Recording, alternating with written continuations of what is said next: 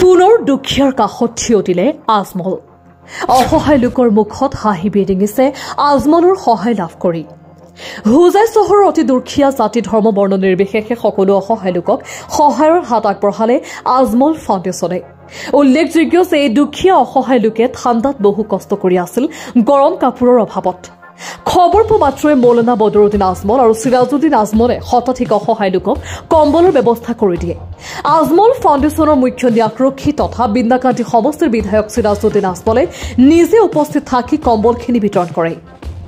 আজমল ফাউণ্ডেশ্যনে প্ৰতি বছৰৰ দৰে এবাৰো কম্বল বিতৰণৰ প্ৰগ্ৰাম হাতত লৈছে আপোনালোকে জানে আজমল ফাউণ্ডেশ্যনে বহুত এনেকুৱা প্ৰগ্ৰাম আছে দুখীয়া দৰিদ্ৰ লোকৰ কাৰণে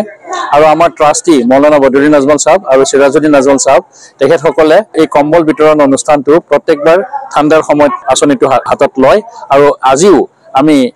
হুজাই মিউনিচিপালিটিৰ যিখিনি দুখীয়া দৰিদ্ৰ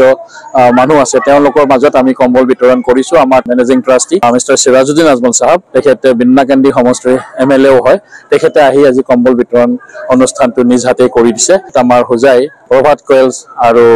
কমল দত্ত সাহেব দুইজন আমাৰ মাজত আছে প্ৰভাত কোয়েল সাহেব আৰু কমল দত্ত সাহেবেও নিজ হাতেৰে কম্বলখিনি বিলাইছে এই অঞ্চলৰ প্ৰায় 300 লোক আমাৰ ইয়াতে সমাগত হৈছে সকলোৰে মাজত আমি কম্বলখিনি বিলাই দি পেলাই সুখী হৈছো আৰু এনেকুৱা প্ৰগ্ৰাম আমি অসমৰ বিভিন্ন জায়গাত লৈছো আৰু বিভিন্ন জায়গাত আমি কম্বলখিনি বিলাই দিছো প্ৰত্যেক বছৰে আমি কৰি আহিছো আৰু আগলৈও কৰি যাম সকলোৰে ওচৰত আশীৰ্বাদ আৰু দোৱা বিচাৰি news desk report Suhana live